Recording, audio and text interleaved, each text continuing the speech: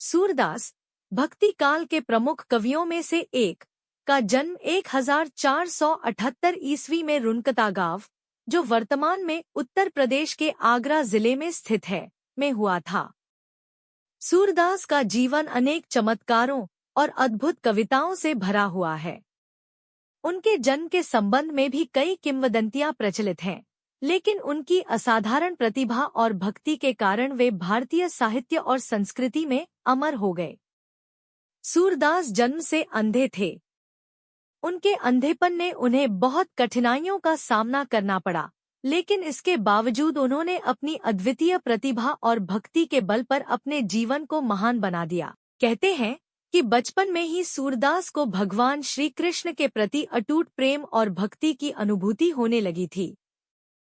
वे अपनी बाल्यावस्था से ही भगवान श्री कृष्ण की लीलाओं और गुणों का गायन करते थे। सूरदास का जीवन में एक महत्वपूर्ण मोड़ तब आया जब वे वल्लभाचार्य के संपर्क में आए।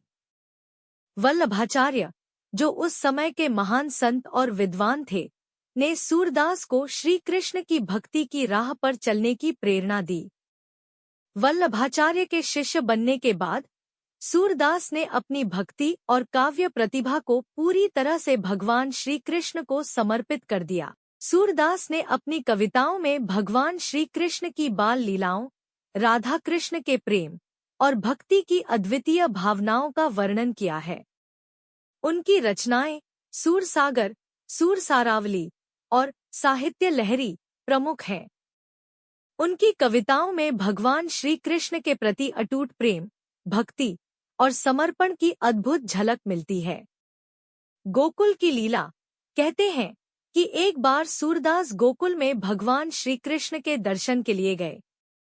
वहां पहुंचकर उन्होंने अपनी भक्ति से प्रभु को प्रसन्न किया और उन्होंने सूरदास को अपनी दिव्य लीलाओं का साक्षात्कार कराया।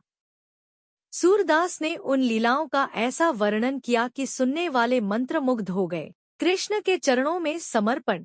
एक बार सूरदास यमुना किनारे बैठे हुए श्री कृष्ण का भजन गा रहे थे। उनके भजन से प्रभावित होकर स्वयं भगवान श्री कृष्ण उनके सामने प्रकट हुए और सूरदास ने उनके चरणों में समर्पित होकर उनकी स्तुति की। सूरदास की भक्ति की पराकाष्ठा का एक अद्भुत उदाहरण उनकी रचनाओं में मिलता है।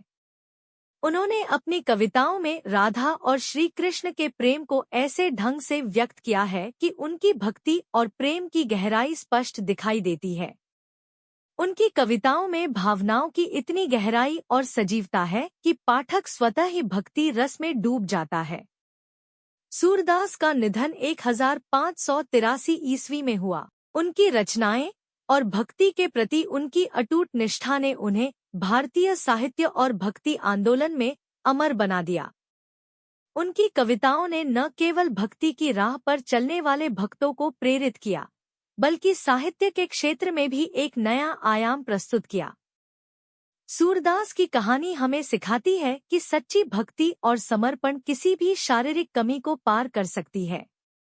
उनकी कविताओं और भक्ति के माध्यम से हम यह सीख सकते हैं कि प्रेम और भक्ति की शक्ति कितनी अद्भुत और प्रेरणादायक हो सकती है। सूरदास का जीवन और उनकी रचनाएं हमें भगवान श्री कृष्ण के प्रति भक्ति और समर्पण की अनमोल प्रेरणा देती हैं।